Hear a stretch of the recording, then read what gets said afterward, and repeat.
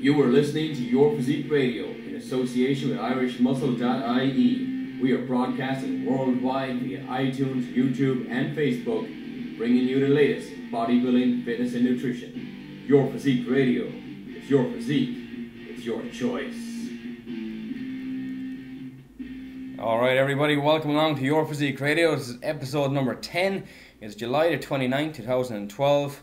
My name is Colin Kennedy. I am joined on the line as always by Craig Clifford. Craig, how's your week been, pal?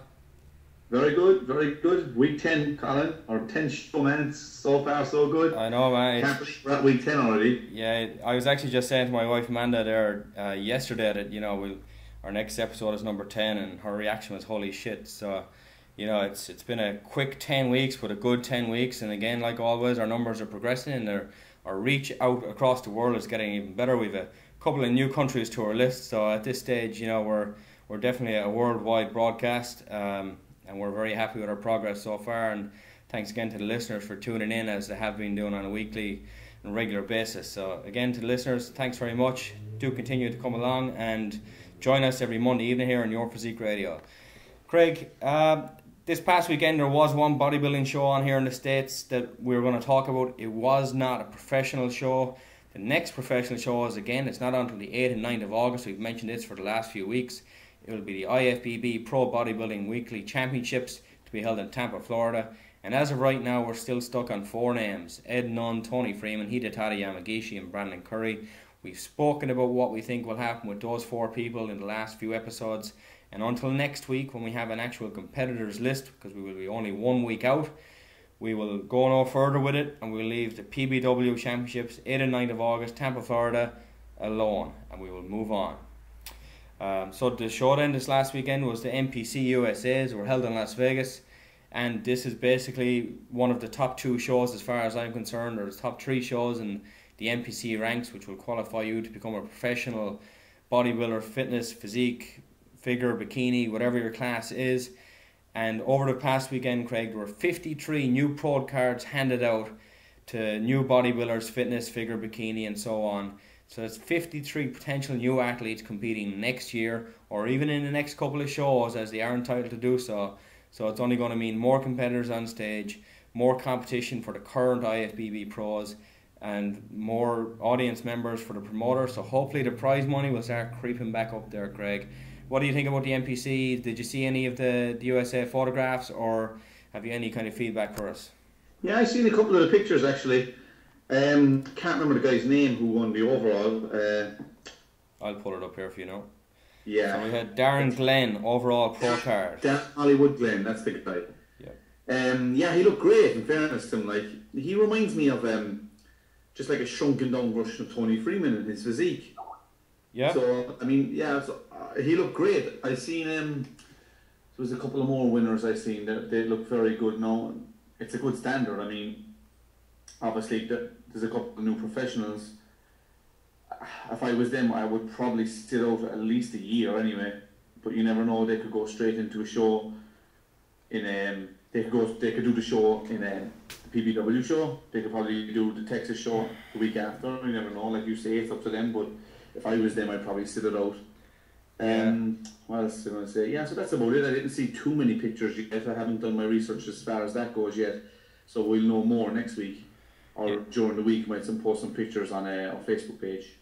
What I will, I had a look at the pictures there, and the different results and this and that, and there's a lot of guys there whose names are familiar. The one that stands out the most would be Max Charles and Nick Trigilli.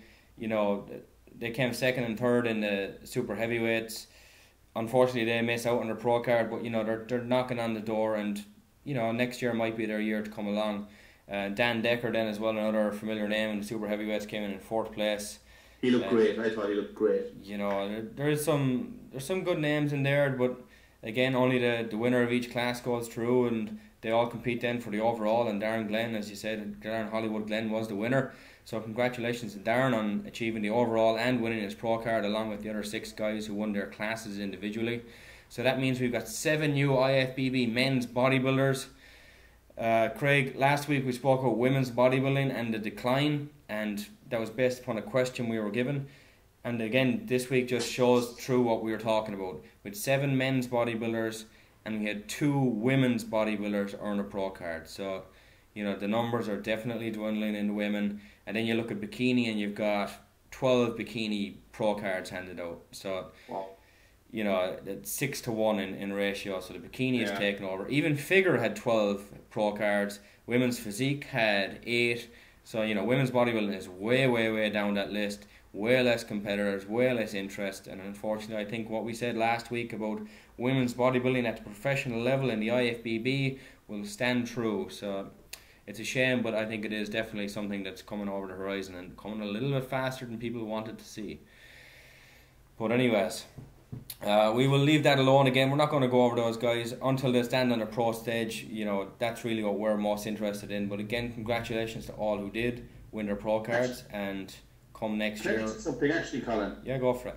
You remember, I don't know if you remember now, this is probably going back a couple of years ago, Max Charles, this guy you mentioned a while ago, massive upper body, but he mentioned that he only eats once a day. Can you remember that? I do remember that, and it was literally 1 meal a day, and there was a lot of controversy about it here and there, and he actually said himself, I was listening to another interview in which this topic was raised, and it was with Dave Palumbo, and Dave said, I think he was just really kind of playing along with it and trying to get some publicity out there, because it definitely got people talking about him, and here we are probably 2.5 years later since then, and we're talking about it. So, that one white lie, let's say, it got him some publicity. He still isn't a pro, so, all the publicity in the world will only get you so far.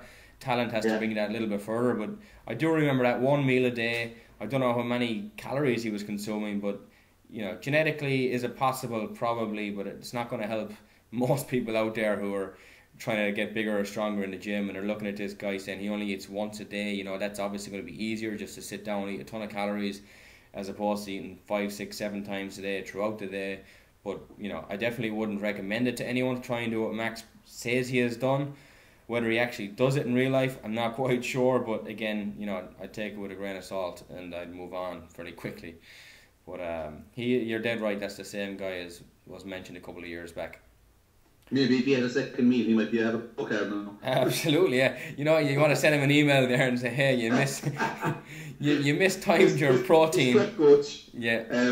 First thing, the second meal. Second thing, on your program. That's it, yeah. But I mean, his legs are what he needs to improve on the most. I watched a video of him training hamstrings a couple of days back on MD. And he's got good legs, but he hasn't got great legs, and he has a great upper body. So that's kind of where he's fallen out. The biggest upper body in the world on smaller legs is never going to look proportionate. And just like your buddy Johnny Jackson, it's definitely going to be very noticed on stage, and it will be marked down for proportion and symmetry. So, maybe next year I think Max can, if he keeps training hard, maybe like you said, if he adds in that second meal a day, Max pal, you could have your pro card come this time next year. So, well, best of luck. But we'll move away from the NPCs and we'll move on to the next segment of the show. And our next segment this week is our topic of the week. And this segment is brought to you by irishmuscle.ie, Ireland's #1 bodybuilding destination. And you can also visit forum.irishmuscle.ie for the latest and greatest Irish bodybuilding forum to hit the internet. This week we're going to be talking about training around an injury or training with an injury, depending on how you look at it. Craig, you're taking a very simple one, but a very common one, especially for guys who are playing sports, and that is broken fingers. So a lot of people will tend to take a few weeks off, allow the finger to go, but I don't think there's a reason for much rest, if any. Maybe once swelling goes down, fine, but other than that, I think you absolutely can train around or with broken fingers. Craig, how would you recommend going about that? Well, just to get started about the training around an injury part anyway, I mean, injuries can be debilitating, guys, if you let them. You could sit out 8-10 weeks or whatever it is. But it's not always the case. You don't have to wait till you get your cast off or wait till the straps are cut from your fingers. You can train around it. You just have to be a little bit clever about it. There are tools out there to help you train with an injury. You've seen this as well, Colin. It's the isolator. Absolutely, yeah. That's an actual fantastic tool. I would certainly purchase one if I had a serious elbow, wrist, or finger injury, I would definitely purchase one. Do you know what, Craig? I'll jump in there.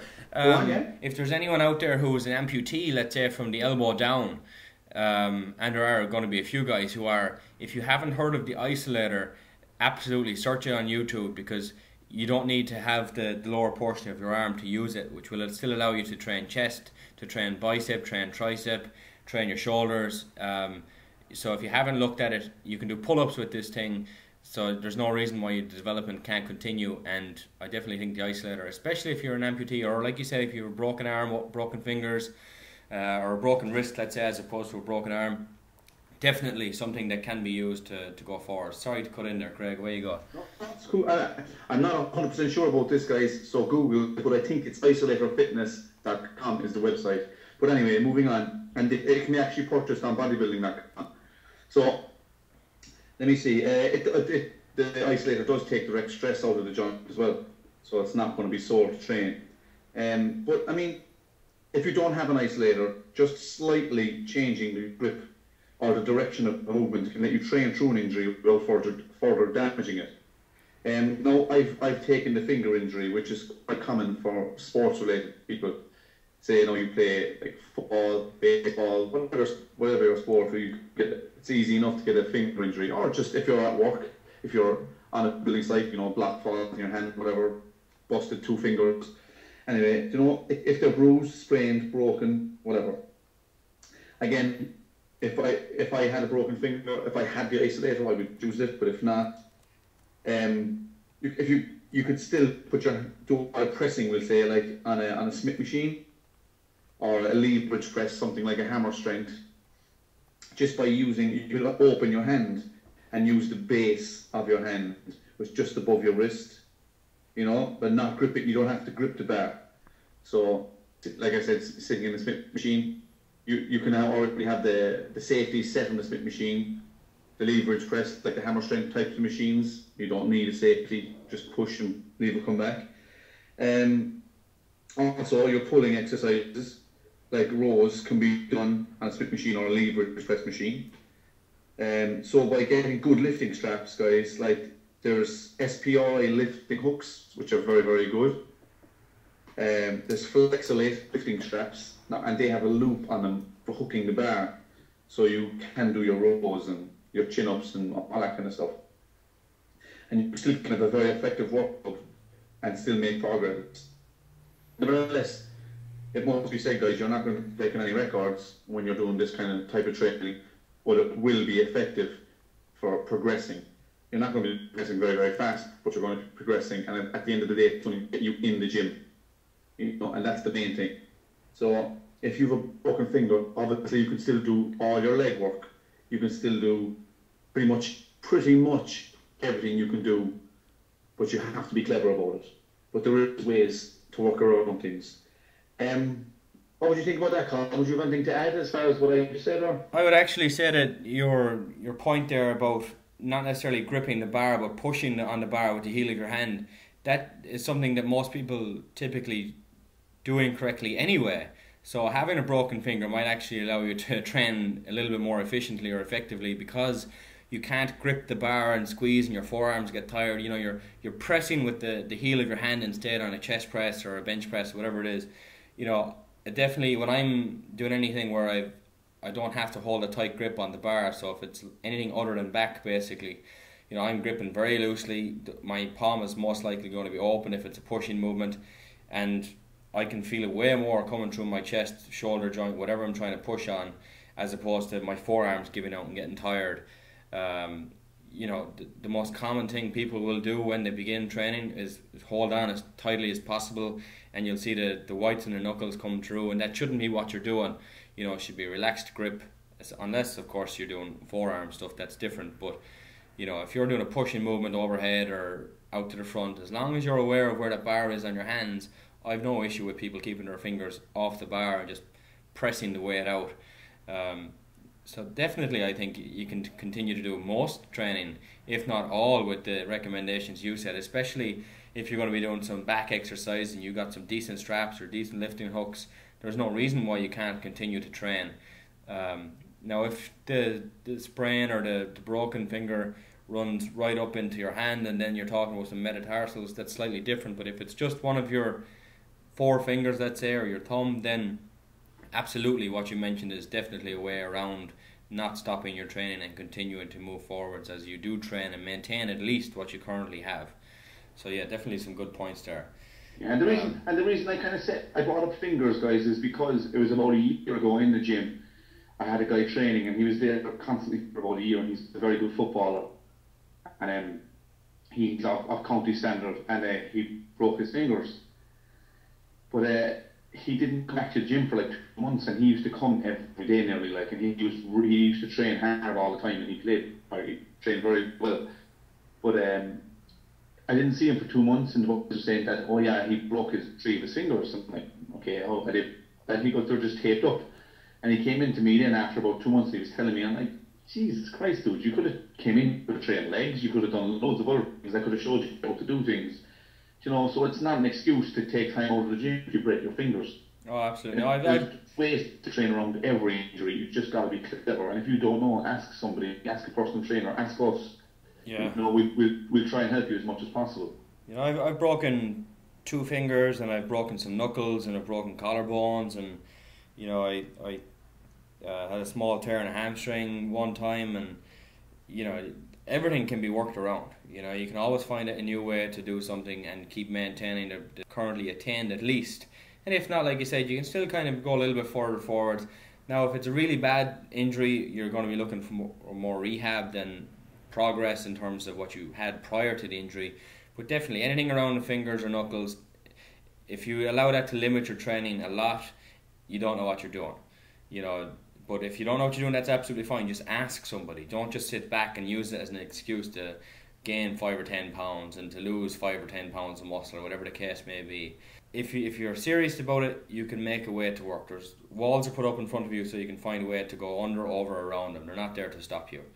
And if you allow them to stop you, that's your own fault, it's your own choice, and you know, you do what you want to do. But don't say that you haven't got a way of going around it or over it or under it. There's always another way.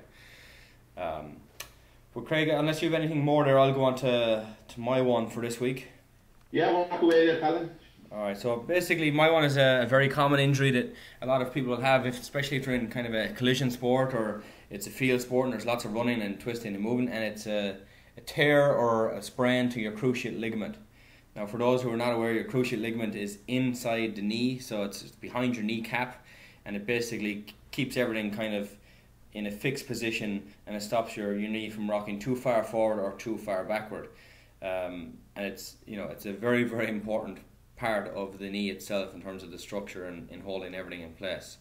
Now, if you have injured your cruciate ligament, or your ACL, I'll call it from here on in, your anterior cruciate ligament, if you have injured your ACL, you most probably will need surgery to regain full function of the knee, depending on how bad the injury is, of course, and what type of activity you plan to do. So if you're kind of sedentary, you're not playing many sports, you're not doing this, and you have a very, very, very small, minute tear, and your daily life just means going to work and coming home, chances are you're not going to be recommended to have surgery.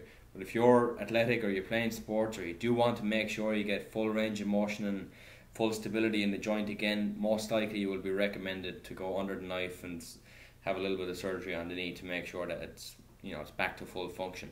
Basically, if we want to talk about the function and the areas surrounding it, the bones that meet to form your knee joint, you've got your femur, so it's your upper leg, your tibia, which is your shin bone, and then the patella, so your kneecap itself is the patella.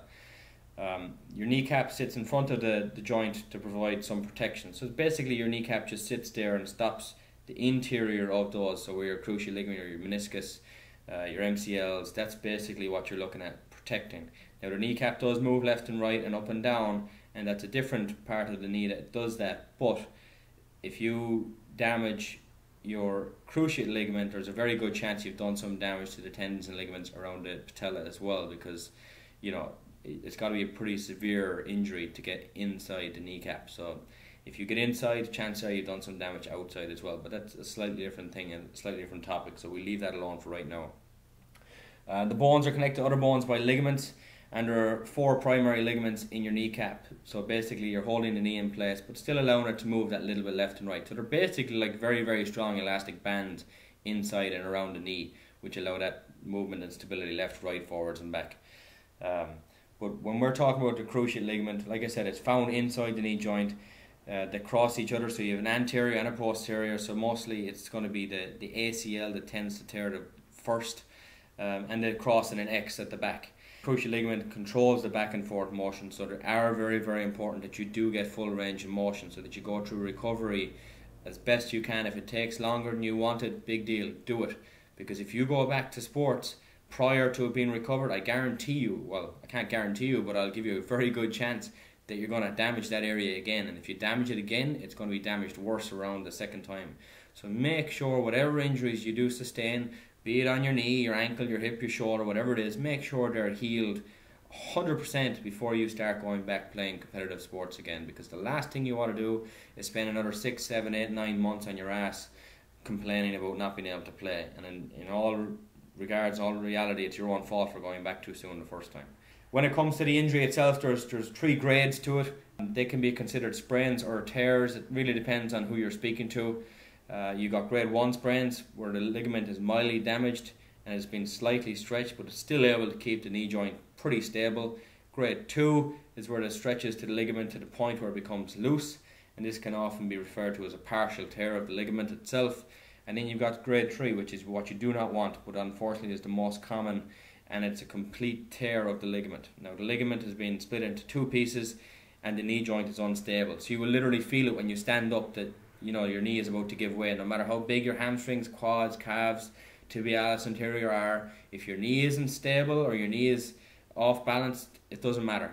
You need to get your knee fixed. The muscle surrounding can help it in terms of stability while it's in proper form, but if you injure the interior, you absolutely have to make sure that heals again before you're going to do any squatting or hamstring curls or anything like that, because the knee is completely unstable.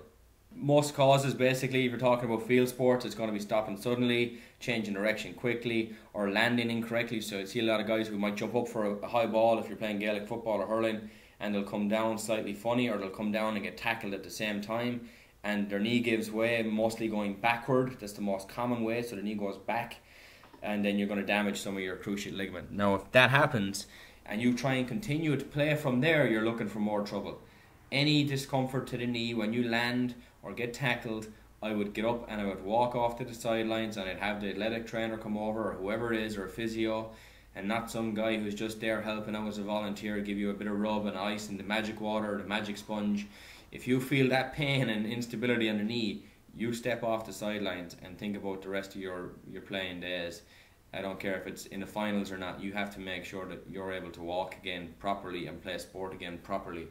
So, as much as that might sound selfish and not for the team, what good are you for the team if you can't run straight anyway? If it's ignored, it's probably never going to heal properly. So, you're going to lose the full range of motion, you're going to have tenderness along the joint line, it's going to be just uncomfortable while you're walking. You really need to get done, you need to ice it, and you need to go see a doctor. And the doctor's examination is basically, if they're very good at what they're doing, they'll be able to tell you what's wrong with it without having to send you for an MRI, which would be kind of the next step. So basically, from your range of function or the points in terms of soreness, they'll be able to tell you if it is actually a good tear or if it's just a small tear, so if it's grade 1, 2 or 3. And there's a couple of ways around it. Like I said, if it's very, very minute, you might get bracing, so you might be put into a knee brace, put on crutches and stay off it for 3 or 4 weeks, whatever it is. The next step would be physical therapy. So as the swelling goes down, careful rehab program is started. You're going to have specific exercises to restore the function of your knee and strengthen the leg muscles that support it. So the likes of leg extensions, cycling, kind of semi-load bearing exercises, possibly in a pool, and that will help the muscle restabilize and get back to where it used to be. If it's very bad, you're talking about surgery, and this again is very, very common, especially for athletes who do want to get back to full range of motion, full strength as fast as possible. You got to go back in. The unfortunate thing about this is when you're trying to rebuild the ligament itself, most ACL tears cannot be stitched back together or sutured back together, as the doctor may say. So to surgically repair the ACL and restore the knee stability, the ligament itself has to be basically rebuilt. Now, if it's rebuilt, you're talking about taking some from grafts basically. So you're going to have what they'll call the graft that acts as a scaffolding for the new ligament to grow on. Where you're going to get this from, you can take a slice off your patella tendon, which absolutely you don't want to do, because then again you're going to weaken that tendon itself. Another common area is you'll take an area from your hamstring tendon or your quadricep tendon, and again, you know, you got to think, if they're taking a piece off of that tendon, it's definitely making that one weaker already. You don't want to get into that, so strengthen your legs prior and avoid the injury in the first place. If you do go into it, you know, like I said, in terms of exercising after you've actually had the injury, you're really talking about, you know, getting the mobility of the joint back to normal as possible and as fast as possible, but not going so fast that you're actually going to regress in terms of progression. If it's comfortable to do exercises, do increase the repetition, do increase the weight. You want to strengthen that area. So again, I mentioned earlier, doing activities in water. So you got water running, using the bike, light leg extensions, leg pressing. Then you're going to move on to lateral movements. You're going to have squats, sidestepping, etc. And then eventually, once everything is back working in straight lines and moving laterally, comfortably, then consider going back and playing sport. Now, to be very honest, this could take up to a year, and I've had a couple of friends who have actually come to me, or sorry, not come to me, but have in the past had these injuries, and literally it would take them 6-7 months to think, right, I'm healed up, to go back out and to do their knee again, and then it takes a year and it's never back to where it was. So they're knocked probably close to 2 years off of their playing career for the sake of rushing it the first time around. It has to be done slow, it has to be done properly, otherwise it's most likely to happen again. Once it happens, get it looked to as fast as possible. Once that's done, you're going to go in, you're going to see a physiotherapist or a physical therapist, and they're going to give you a routine and a program. And after that, then they should probably hand you off to a trainer, an athletic trainer or a personal trainer who has knowledge in the area in terms of building up the quadriceps, hamstrings, tibialis anterior, your gastrocnemius, your soleus, all the muscles surrounding the knee joint, to make sure that you have the strength to prevent it from happening again. If it's there in the first place, it's less likely to happen.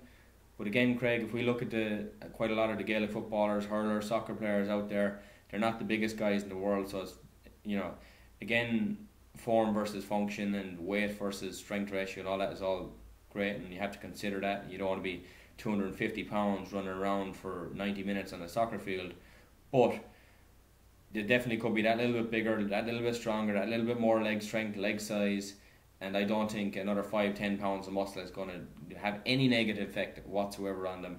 So the stronger the area first, the less likely injury to happen again. If it happens, make sure that you go through the process correctly. I can't say that enough.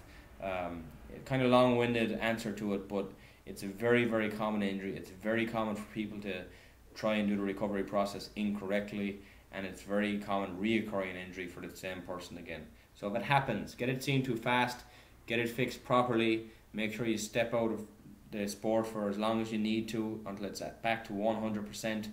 And it is possible to be back to 100%. Some may never get back there, but it is possible if you do it all the right things at the right time, including your nutrition, by the way, because without protein, your tendons, ligaments, muscles are not going to grow or heal, so you will need to increase your protein if it's not already at optimal levels.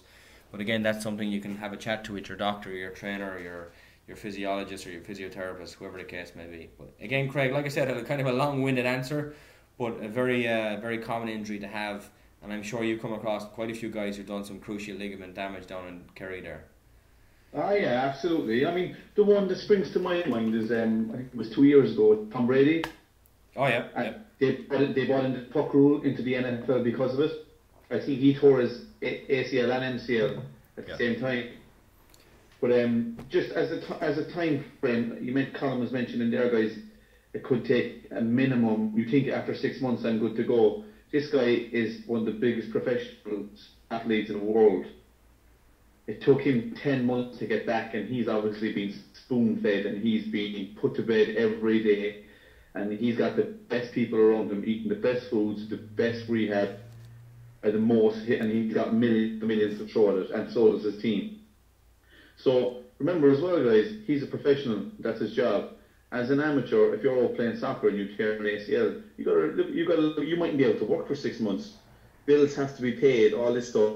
So, like Colin said, don't rush back, because you don't want to be sitting out again for another year afterwards. don't rush back. Make sure there's plenty of time.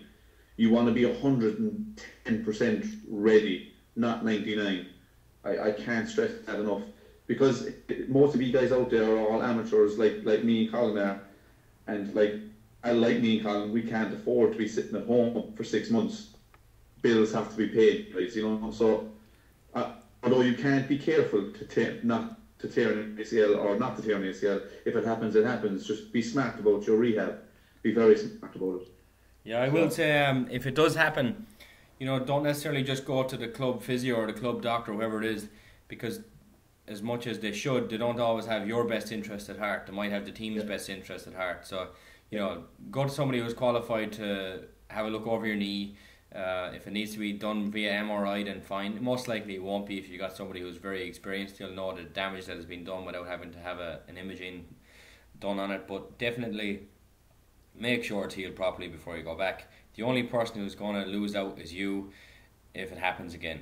Forget about anyone else. Like Craig said, if you're out of work for 6 months, depending on what type of job you do, you don't want to be out of work for 6 months. You don't want to have to think about where the next paycheck is coming from, or how you're going to put food on the table for you or your wife, your kids, or having to rely even more so on your parents if you're still living at home, whatever the case may be. You do not want to be doing it twice around. So if it happens, make sure it recovers properly the first time so that it doesn't happen again.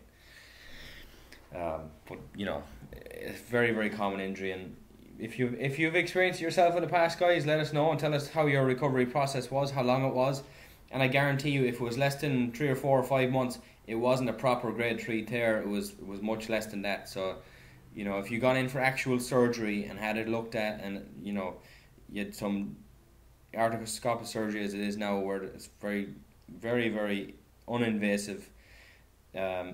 It's expensive.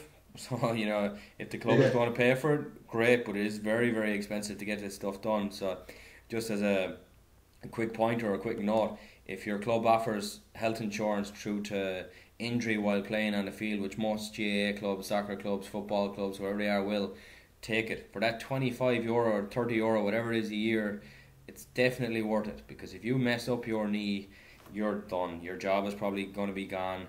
You're definitely going to have a hard time doing regular day-to-day activities. Actually, Craig, I'll give you an example here. When I used to play hurling back in Ireland, the annual insurance fee was something like €15, and grown men would complain about having to pay €15 for this thing. Right? I mean, that's crazy, like €15. Like, right. Like that's ridiculous. That's €50 for peace of mind, like. And it was like 100 grand coverage. It was like a crazy amount of coverage for €15 for the year. And guys, if any of your listeners, and there'll be a lot of you who haven't a clue what hurling is, you can again Google it, go on to GEA.ie. But it's one of the most physical sports in the world, and there's no if or but or might. You will be injured at some point in a single season. You will. There's no ifs or buts there. Like, oh, yeah. Every one of those injuries I mentioned earlier, so my knuckles, my fingers, my ribs, my collarbone, actually did do some damage to my knee. All of them came from hurling, because if you're not from Ireland, you're playing with lumps of timber basically. So it's kind of like being hit with baseball bats every so often throughout the 90 minutes, and you're going to get injured. It's wood on bone, and wood will win every single time. So yeah, like Craig said, if you haven't seen it before, heard of it before, HURLING or HURLING, however you want to say it, into YouTube, and you'll pop it up and you'll be able to see some of the better names playing there. But definitely a good sport. I would recommend it to anyone, but you got to look after yourself too, guys. It's the fastest field sport in the world. Yeah. The fastest played field sport in the world. Well, it is at the top level. If you're at the local level, it might not look so fast. If you're in Division 4 down there somewhere in Kerry, it might not look like the fastest game in the world. Division 4 in Kerry, no, that's bad hurling. But if you want to see some good hurling, search for Cork or Kilkenny or even Dublin there. Some really, really good hurling counties. But anyway, we'll move on from our topic of the week. And Craig, actually I want to speak about our sponsors, for topic of the week, or our partners, and in association with us here at Your Physique Radio. IrishMuscle.ie, guys, they have just launched their new forum, so you can get on there, you can talk to anybody you want to talk to. The link is on irishmuscle.ie itself, or if you want to go directly, it's forum.irishmuscle.ie. They've got really, really good topics up there. They've just launched since yesterday. As we speak, it was yesterday. And I'm looking at the page right now, and you've got topics and sections such as bodybuilding, fitness and events and competitions. Your Physique Radio, we have our own section on there as well. So if you want to ask any questions to us guys, there's a way of doing it through their website as well. We also have a competition running there for a €50 voucher for an online supplement store. So if anybody is looking to get some free supplements, go on to forum.irishmuscle.ie and go into the Your Physique Radio section and you will see it. The idea is predict your top 6 for this year's Mr. Olympia. The first person to get the correct top 6 in the correct order, of course, on or before the 27th of September will receive a €50 voucher for an online supplement store. So that's an Irish company. So if you're outside of Ireland, I'm afraid, guys, it's probably not of any benefit to you. But if you want to participate, again, forum.irishmuscle.ie is the place to do it. That's free to enter for a €50 prize. That's pretty good. Yeah, all you got to do is register with irishmuscle.ie, or sorry, forum.irishmuscle.ie, and register with those guys. It's simple. It'll take you 60 seconds if you're anyway decent with a computer at all, and 90 seconds if you're not. And get on there. You can chat with other Irish guys. There's a lot of international people on there as well. And again, like we said, it just started yesterday, so give it some time. David is going to have awesome footage. They're going to have some videos in there as well, coming from Irish Muscle TV and the gallery from there as well. And a lot of the top Irish bodybuilders will be on there, frequenting, if not all of them, within the next week, I would imagine, because it's going to blow up. So get in there quick and say that you're one of the first on there. And if you're in the first 50, which is probably pretty close to already being done by now, you will actually get a goodie pack. So if you're in the first 50 to register, you're going to get a prize just for doing that alone. So it's definitely worth a visit. www.forum.irishmuscle.ie. Log in, register, and get on board. Craig, I think it's about time that Ireland had a proper good forum. I mentioned it before that we had one Irish bodybuilders, but this is way above and beyond what we had. The coverage they're going to have, the people they're going to have on there. I'm really, really happy to be associated with irishmuscle.ie for this, and we'd just like to show our thanks. Thank you for sharing the association and partnering up with us, because we feel like we're putting it out there that Irish bodybuilding is on the scene, it is there, and we're bringing the international scene back to the Irish listeners, the UK listeners. We have a lot of listeners here in the States and across the world as well, of course, but definitely back home in Ireland, this is your outlet for radio and for voice. If you want it online, nice and fast and easy, to your phone, to your computer, to your laptop, irishmuscle.ie or forum.irishmuscle.ie are the 2 destinations that I'm going to recommend to you right now to go and visit today. Craig, you're registered, I'm registered. So far, I really like the forum. What are your thoughts on it? It's a fantastic thing, and just like Colin mentioned there, guys, we had a forum before. I think it was right thing to do. It was probably at the wrong time. I mean, we still had a lot of well, when I say we, Colin, it was more you and Pat's thing. If it happened now, it would be great. But I think the way David Keller has done it, linking it in with the actual website, is a great idea. Yeah. Because he's going to get a lot more hits on the forum. And what he's done to date in the last year with Irish Muscle TV is fantastic. Like you say, it's great for Irish bodybuilding. It can only benefit all of us, seeing all the Irish athletes, how they train and everything. And it's great. David's doing a great job. I'm glad as well that Your Physique Radio are part of it. We want to try and help as much as we can to bring this on, because at the end of the day, it's about Irish bodybuilding, and that's why we're here. That's why David is there, and hopefully together we can maybe put on a show at some stage in the future. Yeah, you absolutely. That's a brand new idea you just brought to me, but it's definitely something that we could look forward to, and we'll talk more about off the air about that. But that's it's an interesting idea there, Craig. I like it. Yeah.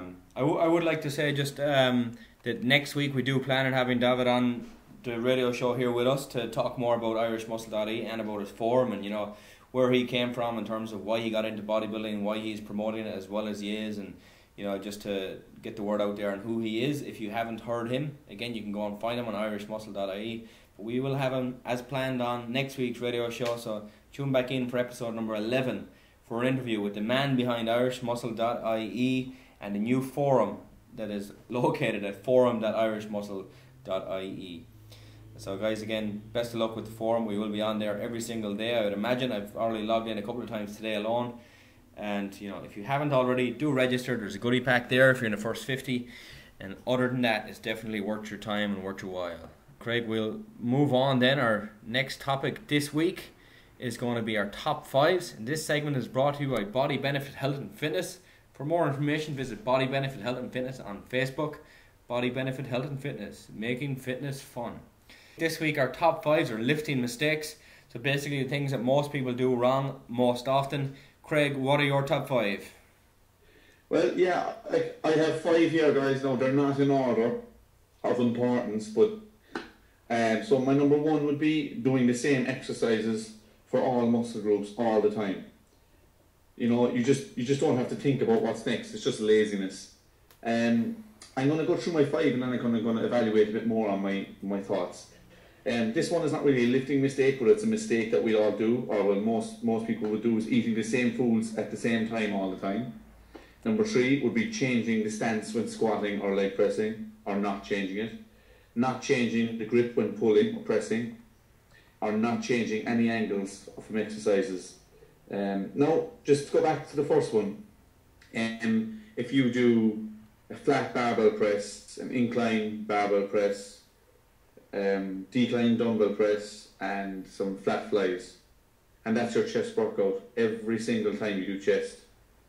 I mean, it'll get boring first and foremost, but it'll probably get less and less effective. And especially if you do the same angles, the same machine all the time. You know, even changing from a flat barbell to a flat dumbbell, changing to the Smith machine, changing it to a hammer strength or some sort of a leverage machine. You know, even them little things can make such a difference, guys. The same with food. My number 2 is eating the same foods. Now, say you want to gain muscle and you're trying to put on weight and so on and so forth, but you're eating the same. Your training, your intensity has gone up, but you're eating the same foods as you did a month ago when you started this new regime. What's going to change, guys? Nothing. Nothing's going to change. If you're training hard and heavy and you want to get bigger, you've got to eat a little more food. Simple. My number 3 is changing the stance when squatting and leg pressing. Now, if you constantly leg press with your feet kind of neutral, or you know, maybe shoulder width apart, and you're always doing that, then that's great, but you're only going to hit a certain part of the muscle all the time. How about maybe sticking your toes out or bringing your toes in a little, putting a wide stance on the leg press plate, a very, very narrow stance on the plate. All these little things, like, and you can hit completely different muscles in the quad. There is 4 muscles there. You can hit a different one each time, or change it from week to week. And like I mentioned last week, having a journal is so important, because you can look back and because you won't remember. Jesus, what did I do last week on the leg press? Oh, I did legs together. Right, so I'm going to do wide legs this time, and hit the inner part of your quad. You know, so that's very important. Changing the grip when pulling and pressing. Would just say, like, always do wide grip chin-ups, do underhanded chin-ups, do neutral grip chin-ups. Pressing the same. Come maybe 2 or 3 fingers in when you're bench pressing, or 2 or 3 fingers out, just to change it up. You know, and I'm not saying every week, but you know, every once a month, you know, just for a session, just to change it up. You hit a different part of the chest. And my number 5 is changing the angles of an exercise can be so effective, guys, in giving a beautiful balanced physique. Like, instead of an incline pressing at the regular 30 degrees, try 15 degrees, it's less of an incline, or try 45 degrees, which is more of an incline. It's moving up towards the shoulders, but it's still hitting the upper chest. And see how you react to it. Do you know what? You might react to it fantastically. It might suit you better. You might grow a bigger upper chest from it. You never know. Instead of tucking your legs in for a lat pull down, guys, try leaving your legs fall out behind you. I seen this on a Flex Wheeler's Hard Body DVD. Charles Glass was training him at the time, and it's really, really good. I did try it a few times myself. It's a fantastic way of doing a lat pull down. Now, you won't lift as heavy, but by God, you cannot swing, you cannot cheat at all, and it's a great alternative. So you're line yourself up with a lap, pull down, put your feet way out behind you, and pull onto your upper chest. Oh my God, it's unbelievable because it's so perfect. Your elbow is coming dead straight up and down. That it really, really does target the lats. And like I said, you don't have to lift as heavy. So if it's not as heavy, it's less stress on the joints, but you're getting more stress on the muscle that you're trying to work. That can only be a good thing. So that's my kind of top 5 lifting mistakes, even though one of them is an eating mistake. I just thought it's very important as bodybuilding goes and as lifting goes. So that's my top 5. How about you, Colin? Alright, well, my top 5, basically, I'll say them really quickly and I explain them. You got too fast, too often, bad form, or upper versus lower, and then variety or lack of. And I'll kind of throw a number 6 in there as too light. Now, I'll go back to too light and I'll give an example of somebody that you and I saw, Craig, one evening in a gym in Kerry doing an exercise that was much too light. In fact, it was hysterical how light the weight was. However, too often, again, we've mentioned this before, look, you don't have to train biceps 3 times a week, 4 times a week. It's not going to benefit you. Once a week, once every 5-6 days, as far as I'm concerned, that's plenty. Now, if you're taking steroids, using anabolics, you know, you probably get away with twice a week if nutrition is good, because you will recover and grow faster. And look, at the end of the day, 99% of the guys you see in the magazines that we like to use are, you know, they're juicy, plain and simple. So if you're out there and you think that, right here in front of me, actually, I've got a picture of Lou Ferrigno on the Muscular Development front page. It's from probably 4 months back right now. Louis 44 in his picture. He looks awesome, but don't think for a second that it's naturally achieved. So, you know, again, I've no issue with it, but just for the younger guys who are out there, don't think that, you know, you're not doing good by only gaining 2 or 3 pounds a year or 5 pounds a year. Believe me, I'd be happy if I could gain 5 pounds of muscle every year for the rest of my life. So, that's for sure. And it's not to suggest that you need to go and do anything to increase how much you can gain, but, you know, don't be discouraged, don't be dissatisfied. Keep doing what you're doing. 3, 4, 5 pounds a year, awesome. Keep it up. So training too often, definitely one of the most common things. Training the same body part too often is what I actually mean. Training too fast. Most people forget about the negative aspect of an exercise. They might lift the weight slowly up if it's bicep curl, but they'll drop that barbell down as fast as they can. And as far as I'm concerned, all you're doing there is losing 60% of the workout. Now, someone will say, well, up is 50, down is 50. As far as I'm concerned, the lowering phase is more important than the lifting phase when it comes to especially biceps. I definitely think, you know, slowly up, slowly down. If you're going to be explosive as you lift the weight initially. Then when gravity is helping you, or, you know, when the weight is coming down, resist. Don't just let it drop down. Don't just let your tendons and your joints take over. Lower the weight with the muscle. So that's too fast. Bad form then is kind of another thing. You can have good form while doing stuff fast, but bad form is just sloppy. So that if you're doing a bench press, your feet are wobbling all over the place. Your knees are going all over, you're shaking, you're not on the bench evenly, which is quite common that you'll see, and especially with beginners, that they are actually tipping onto one side, so their right shoulder might be hanging off the bench, but their left shoulder is completely flat. You know, little things like that will absolutely lead you towards not progressing as quick as you can and potentially give you an injury to boot. So make sure that your form is correct, that you're choosing the correct hand positions for what you're trying to achieve. So if you're trying to achieve a little bit of extra growth through the outside of your chest, you know, don't be doing narrow grip push-ups, because, you know, it's not going to be as effective as if you were to do a wide grip push-up, or a wide grip bench press, or a wide grip chest press, or wide hand push-ups. You know, variety is definitely a key, and that's another one I'll come to in a moment. So bad form, going too fast, training the same muscle groups too often. And the next one is one of the biggest ones we'll definitely see, Craig, is that most guys out there, girls are not so bad, but most guys out there definitely train their upper body more often and harder than they train their lower. You know, we do have some listeners who are competitive bodybuilders, so that's a different story. They're fully aware of the fact. But again, we spoke earlier with a guy called Max Charles, who was a top 3, top 4 guy in the amateur levels here in the States, and, you know, his lower half isn't nearly as good as his upper half. Is it because he hasn't been training his legs as hard for as long? I don't know, but, you know, definitely when it comes to the local gym rat, or whatever you want to call them, the guys who are going to the gym 4 or 5 times a week like you and I, you know, if you're not training your legs consistently every single week, whether you're doing them all in the one day or you're doing quads one day, hams the next, you know, don't skip leg day just because it's hard or taxing or because it's your weakest body part. It's your weakest body part because you don't train it properly, you know. It's, I mean, there's, sorry to put it there, no, but there's an actual very good picture going on Facebook. You've probably seen it. It's friends don't let other friends skip legs. Yeah. And it's a picture of a guy. And but guys, like, as funny as that sounds, and we're laughing at it, that's what you'll end up looking like, which is completely. I'd rather no one. You didn't go to the gym at all. Yeah. Because at least you will be balanced. This is just so wrong looking. Yeah. And you know it's completely and utter because legs will kill you. Legs, there's no easy leg workout. There really, really isn't. If you're doing it properly, there's no such thing as an easy leg workout. It's very, very tough. Yeah, it's and actually, I think it was on week 2, I think we had Ian Chambers on, or week 3. Ian mentioned about having guys come into his gym wearing shorts and long sleeve tops. Yeah. That should be a rule, I think, in nearly every gym. And it's only for men only. Because women love doing legs for some reason. Obviously, it's a sticking point for a lot of them, so, you know, they like to train it. But for some reason, Colin, you see it. You worked here in Ireland for many years, and you've probably seen it over there too. I don't know what it's like in America now. Very same. The amount of people, when I ask them their goal, it's all upper body. I'm like, what about the other half of your body? Oh, it's grand. It's like, Jesus Christ almighty. Why is it grand?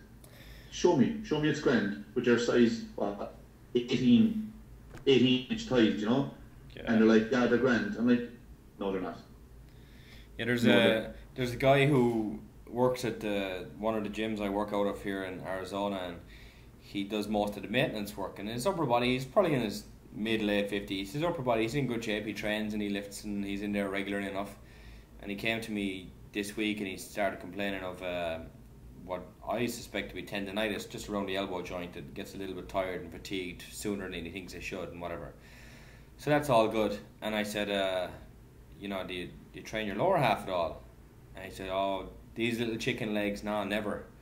You know, the thing is, he's fully aware of it, but he's in his 50s at this stage and he hasn't trained legs since he started lifting 30 years ago. And he's just happy enough to wear long shorts or whatever it is, to wear long pants. And look, it is what it is. He's fully aware of the fact. But don't be that guy. Don't be there in 25 years and say, oh, well, what's the point now? You know, train them now. If you're listening now and you're in your 50s, if you're in your 60s, I don't care. Start training, start lifting weights now for your lower half. It's going to prevent osteoporosis in the future, or at least slow it down. You're going to have more muscle tissue. It means you can eat a little bit more food as well. You're going to feel stronger. You're less likely to fall. And if you're playing sports, I don't have to say it, but absolutely stronger, faster, bigger legs are going to be stronger and faster legs. So, you know, get in the weight room. Think about it, guys. You wouldn't build a house without a foundation. And your legs are your foundation. That's where all your power is generated, through your legs. When you're bench pressing, if you have bad legs, you get stuck on your bench press. I guarantee you that. If you're deadlifting, now I'm presuming you don't squat, so when you're deadlifting, your deadlift is only going to go to a certain place and it'll pretty much stop. You might gain a couple of pounds in a year, maybe, but it will stop if you don't train your legs. Because you should be lifting the bar off the ground on a deadlift, guys, with your legs, not your back. Yeah. You know, that's where it comes in. I can't stress that enough. And your other body parts will actually suffer because you're not doing legs. And I mean, at the end of the day, you've got to look at it, what I'm actually doing. I want to build a physique. It's half your body. You wouldn't build half a house. You wouldn't drive half a car. Why go wrong with half a body? So I can't stress that enough, guys. Yeah, it's very, very common. I very, very rarely have any issue whatsoever training legs here, and I've got 3 different gyms that I go to, and one of them I've never seen anyone sit into the squat rack. I've never seen anyone use the plate loaded or leverage squat rack, squat machine. The Goals gym is a little bit different. You will have more guys lifting, more girls as well, but definitely I've never had an issue training legs. It's always the easiest body part to get done because the machines are always available. You know, they're the least used in every single gym in the country. I don't care where it is. And it shouldn't be. And you know what? They're the most expensive machines too. Some of those leg presses can set you right back. Jesus, And it's such a shame to see some guy who opens up a gym and he's got two opinions in his mind. One, will I put in a leg press that might cost me 5, 6, 7 grand and have nobody use it, or will I save that money and not put it in? And then you've got that one guy who wants to join up. So, well, you don't have any leg press machine. Sorry, I'm going to move on. And over the course of 10, 15 years, he's probably going to get back his money. It is a hard one to justify for some smaller gyms. I understand that because they're aware that guys don't use them very often and it looks like it's just getting dusty in the corner. But if you're opening a gym, definitely put in a good solid 45-degree leg press. If you can afford one, absolutely put it in there. And if there's one in your gym and you don't currently use it, ask somebody how to use it and start using it and start squatting, start doing leg extensions, leg curls, lunges, stiff leg deadlifts. Definitely train your legs. I don't care who you are, you should be training your legs. But anyway, that's my number 4. My 5th one then is just variety. And again, the exercise that you do week in, week out, change them around. You might keep 2 or 3 from week to week, but if you're doing 4 or 5 exercises for a body part, don't do the same 4 or 5 every week. Don't do the same 2 or 3 every week. Change it around. Have at least one new one every week, and maybe keep one in there on a weekly basis so you can constantly see that you are progressing. But definitely variety is going to be the key. The one then that I did mention near the end there, Craig, was lifting too light. And as I hate to say this, but it typically is a female thing. Males tend to try and lift too heavy. Females tend to lift too light. And this isn't across the board, of course, because we have got a lot of people who do train correctly and properly, and that's all well and good. But I'm sure everyone out there who's listening to the show is fully aware of the fact that guys tend to lift too heavy, especially when they begin, and women lift way, way, way too light. And the example I'm going to give for this, Craig, is you and I were training in a gym in Kerry, which will remain unnamed, and they had an assisted chin-up and dip machine. And this lady in her 40s probably got onto the assisted chin-up machine, which was great to see, and she put the assisted weight up to whatever the number was, I don't recall. This weight was so light that when she decided to transition from doing assisted pull-ups to assisted dips, she was able to stand on the support bar without it moving. So in essence, she was actually pulling herself down when doing dips and pushing herself up when she was doing pull-ups. So literally she stood on that support bar and turned around to change positions. No joke, she was doing the exercise in reverse. She had to be, otherwise it just wasn't possible. So she'd so much weight on it, she was actually going against herself. So that's an example. I do remember that. I really do remember that. But that one blows my mind, A bit about Colin. We did laugh at that at the time, and we still will laugh at it. But, I was actually Emer buys these magazines, right? My wife Emer. They're like the women's glossy magazines. Like you have US Weekly in America and Star and all them. Yep. I can't remember what the things are called over here, but Closer and all that crap. But I read in one of them today about our star gaining too much muscle, so I was like, I have to read this. Yeah. I swear to God, guys. Oh my God, the person they gave a gold medal to for having too much muscle, I can't remember the woman's name. I know she's famous for being famous, one of these type of ones. Yeah. But she absolutely had zero muscle on her body to look at. I mean, zero. And they were saying if she keeps going, she's going to do a Jodie Marsh on it. I physically felt sick because these are people who are reading these things going, oh, if she has too much muscle, then I really have too much muscle. Or I don't want to put on muscle, blah, blah, blah, all this kind of stuff.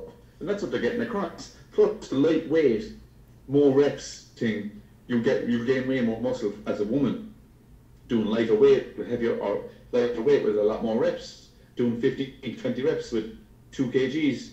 And there's one particular one, I'm not going to say her name, and she says no female should lift over 2 kg, should never have heavier than 2 kg dumbbells in her hand.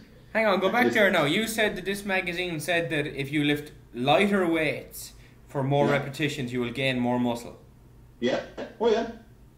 What studies did they do? Where did they go to school for this one? I think this was the School of Hard Knocks, I think it was called. God, that you see, it's just that misinformation. Yeah. It's just ridiculous. Like 2 pound weights. I'll go over right now. One of the places where I train out of have 1 pound dumbbells, Craig. Oh my God. 1 pound dumbbells. I mean, you're going to put more effort walking over to the rack than you are picking up the dumbbell to use it. Like one pound. If you're a woman, your purse, your pocketbook is probably heavier than 1 pound. Your iPhone nearly weighs a pound, for Christ's sake. You know, are you going to start the iPhone workout and have an iPhone in each hand and do some bicep curls? You know, I don't care who you are, you can lift more than a pound. Yeah, I think any exercise you can lift. A 4-year-old child can lift more than a pound. Like, oh my God. And I mean this woman I'm talking about as well, Colin. And you know this girl as well, or this woman. She's quite famous in fitness circles. And she says a woman should never lift more than 2 kg. She should never more than 2 kgs in her hand at any time. Who is this? She trains Gwyneth Paltrow. She trains a few more people like this. Who is it? If I ask Emma now, she'll tell me, but I can't think of her name off the top of my head. You know, the thing is, she probably thinks that using your body weight is acceptable, but lifting heavier than 2 pound dumbbells is not, or 2 kg, which is just ridiculous, because if your body weight is obviously going to be more than 2 kg no matter what exercise you're doing. Yeah. You know, it's like people who say, oh, you know, I don't think lifting weights for kids is great, but I'm going to put my kids into gymnastics. It's like, well, they're going to be pulling themselves up and down doing chin-ups and pull-ups off the rings all day. They're going to be doing tricep dips off the parallel bars. They're going to be doing crazy amount of shoulder work when they're on the pommel horse, and they're doing their handsprings and back handsprings and back tucks while they're on the floor. You don't think all the impact from landing from such a high speed and high force is going to cause more potential damage than lifting up 5 or 10 pounds as a child? Like, oh God, it's just ridiculous. Yeah, it is. It's absolutely ridiculous. So, I mean, for all our female listeners out there, I know we're bitching and moaning about this, but it's because we're both right here. Just do some research on it. Do some proper research about progressive overload, about how to tone muscle properly as a female, and I guarantee 9 times out of 10 you get the right answer. But don't go on to a site like that's gonna, what can I say?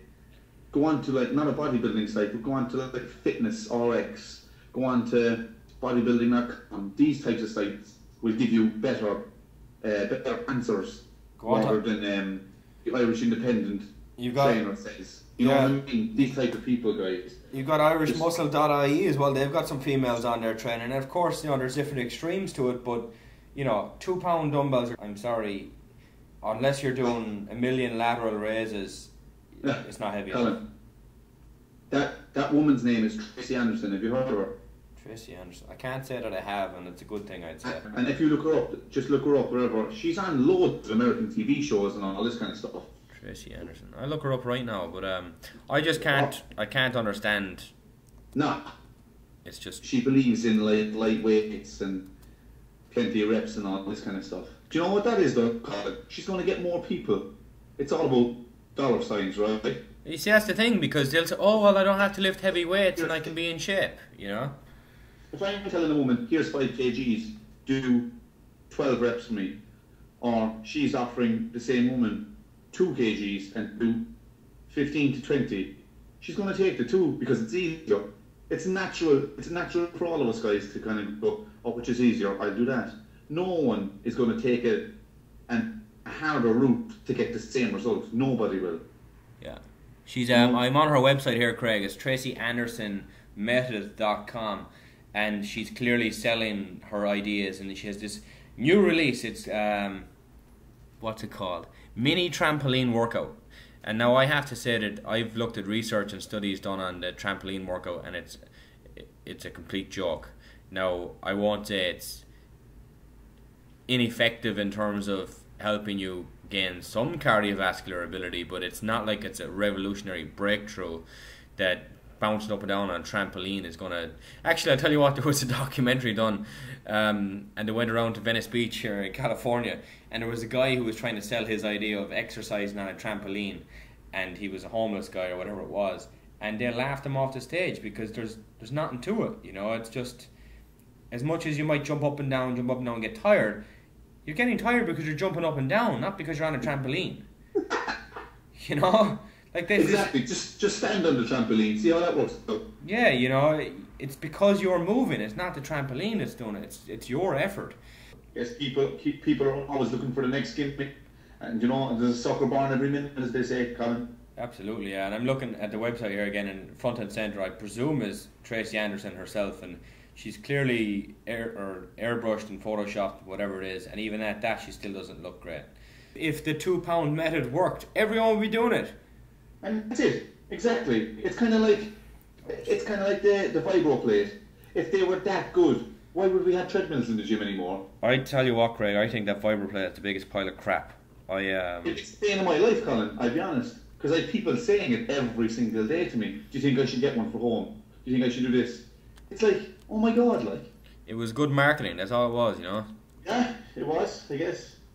That's all it was, but I definitely disagree. I don't see it. I think the first time we saw one in a commercial gym was in Limerick, was it? In JJB right. in Limerick. Yeah. And the girl who was trying to sell us the membership, let's say, was, oh, this thing is great, it's this, it's that, it's blah, blah, blah, blah. And I don't give a crap. Nothing beats out standardized weight training in terms of building strength and power. I don't care what anybody says to me.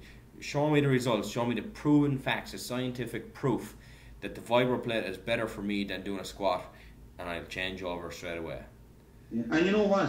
What they're saying, the tagline for the ones over here, anyway, Colin, the tagline is 10 minutes on a vibroplate equals 1 hour in the gym. You know what? I saw that sign there, was it 6 months ago, and I was back home, and I nearly crashed laughing at the idea.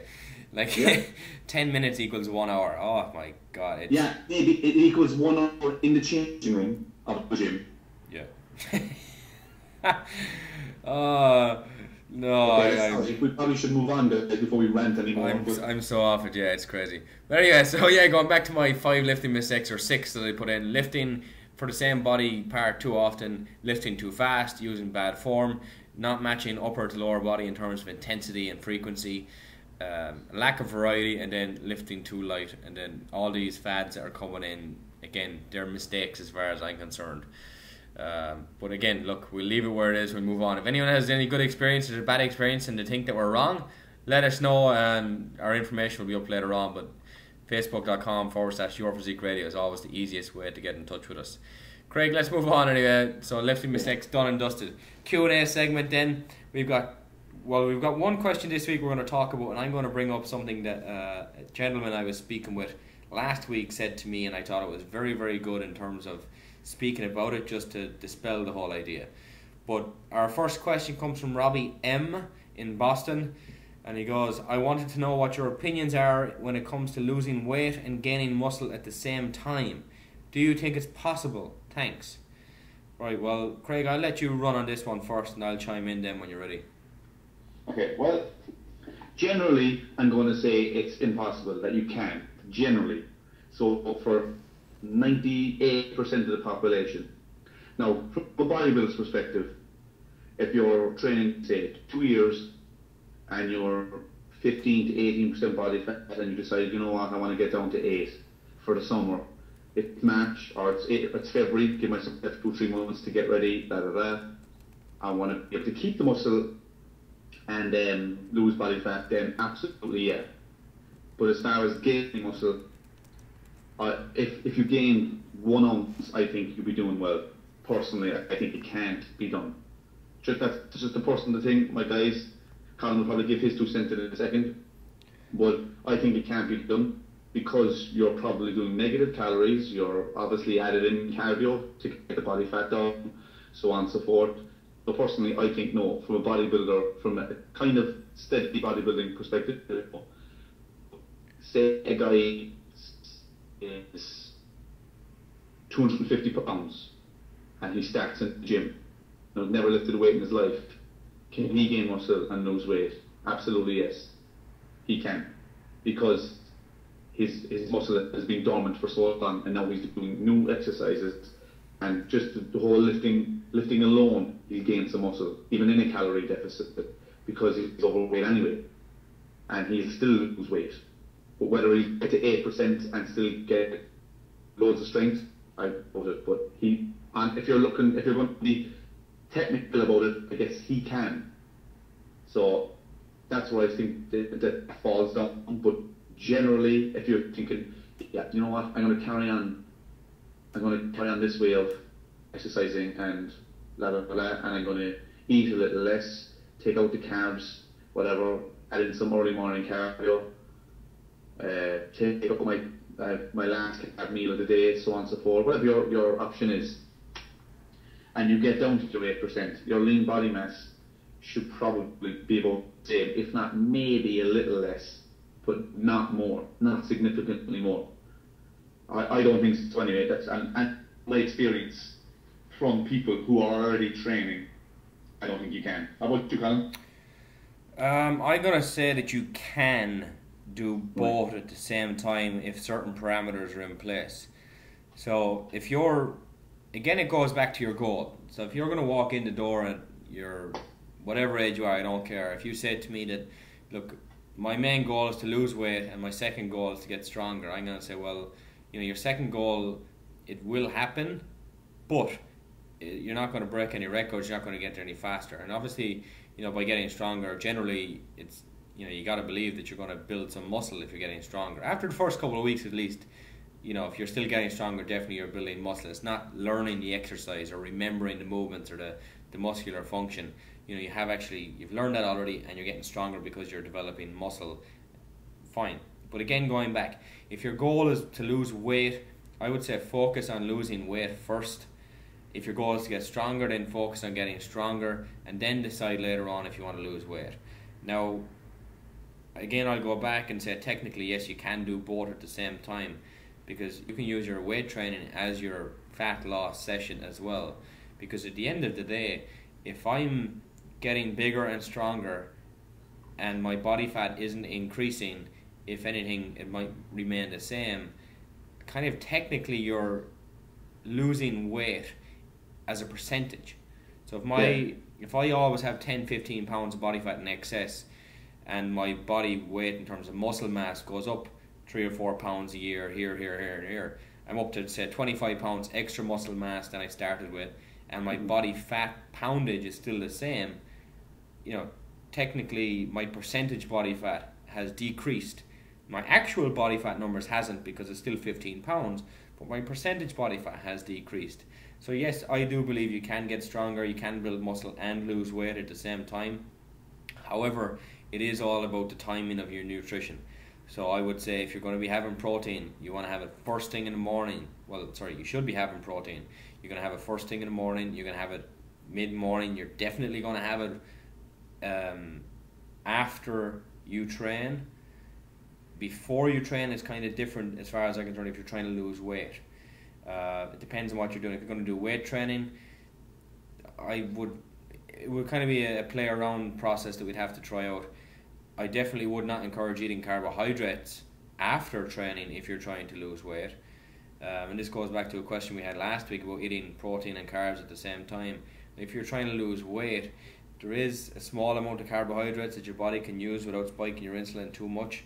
But if you're going to go home and pound in the carbohydrates and expect to still lose weight, it's probably not going to happen, regardless of a calorie deficit or not. And that's where a lot of these diet programs, diet plans, the likes of Weight Watchers and such, they get to a certain point and most people will become stagnant or they'll plateau because your body is requiring a certain amount of nutrients. You're not giving it those nutrients.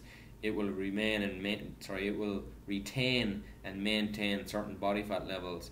For most people, once you get to a certain level, what we call our set point theory, which is what your body fat is comfortable to stay at. Anything less than that, it's very, very hard to get there, but it's possible, but it's definitely hard to get there. These generic diets, like, again, going back to Weight Watchers, typically don't allow you to get into contest shape. Now, they might get you to lose a couple of extra pounds, but you're not going to be standing on stage ripped as a bodybuilder by using a Weight Watchers method, I'm afraid. But like Craig said, typically to gain muscle, you need to be in a calorie surplus. To lose fat, you need to be in a calorie deficit. But if you have a lot of excess fat, some of that body fat that you have can be used for energy throughout the day instead of eating more food. So as long as your protein levels are, again, we'll go for a gram per pound of your body weight, that's lean weight. So if you're 180 pounds and you think that you're 150 lean, then it's 150 grams per day of protein that we'd recommend as a kind of as a base or a good starting point. If you do not eat many extra calories other than that, but you have a lot of body fat to lose, I think definitely you can increase your muscle and lose body fat at the same time. But again, Craig said it and I've said it, once you get to a certain point, it's going to be very, very difficult to maintain the muscle that you have while dieting, never mind gaining more muscle. So it's a very, very specific person to people. Some people will be able to do it much easier than others, but again, it very much depends on the type of training you do, the type of intensity that you're at, whether it's weight training, whether it's cardiovascular, it's high intensity, lower intensity, you're eating proteins, carbs, high fats, the times of day. But technically, I think yes, you can. Is it hard? Absolutely. If you're very overweight, is it hard? No, it's easier. You can get stronger and lose a lot of weight if you're very overweight.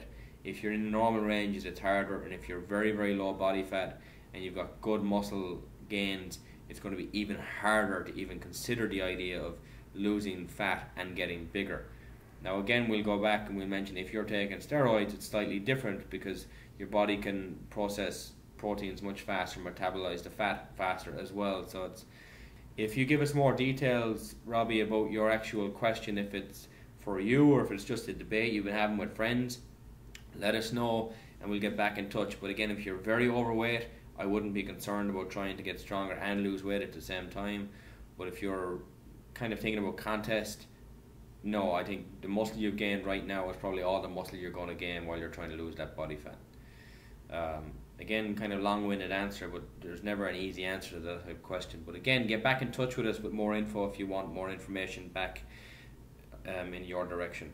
Craig, it's a very I won't say it's controversial, but there's a lot of sides to the story. Again, you typically would say no, don't try because it's too hard. I think focus on one or the other. Is it possible? Yes, but like you said, it is very hard to do. If somebody came to you in the gym tomorrow morning, they gave you two goals and they said they're both 50-50, I want to get stronger, I want to lose weight, and you can clearly see losing weight is more of a health concern for this guy, whether he believes it or not, what would you say to him, or what would you suggest, or try and persuade him? No brainer for me, definitely lose the weight first. Yeah. Just for many reasons, and first being his health. But he'll see weight loss faster than he'll see strength gains. Oh yeah. Plus, when he sees the weight loss, he'll feel better about himself, confidence will go up. He might come to the gym a little more, which in fact will make him a little bit stronger each time he comes back to the gym. So, you know, that definitely would be the first thing we do is the weight loss. But just like Colin said a while ago, guys, if it's a choice, you got to pick a goal first. That would always 100% of the time be my offering to my clients. I would ask them what is more important to you right now. They'd love to be slim, they'd love to be toned, they'd love to be fit, they want to run a marathon. I'm like, which one do you want to do first? What do you want first? Because you can't really think about getting toned if you're training for a marathon. They work against each other. I mean, when I mean toned, I mean train hard with weights, you know, and that means DOMs in your legs. If you have DOMs in your legs, you can't run for a few days, and that's going to affect your training for your marathon and so on and so forth. That's what I'm kind of getting at. But always pick the goal for you first, and then once you're near that goal, or once you've reached it, you can go, right now, I've ran my marathon, now I want to focus on getting toned or losing more body fat. And that's a different thing altogether. Different type of training, but it's still a goal. So I don't pick too many goals at once. Pick one and move on. Yeah, I'd definitely agree with that. You know, you really want to focus on one over the other. And one thing I will point out as well, it's a very common mistake for people who are new to the gym.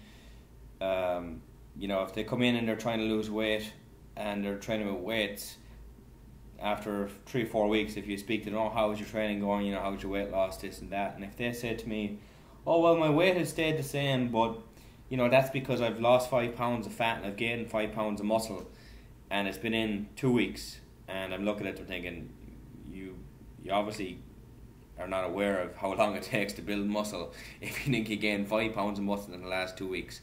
So, you know, for anyone out there who has a friend, or maybe you fell into that bracket yourself once upon a time, you know, you will absolutely lose more fat faster than you will gain muscle if you're doing it correctly.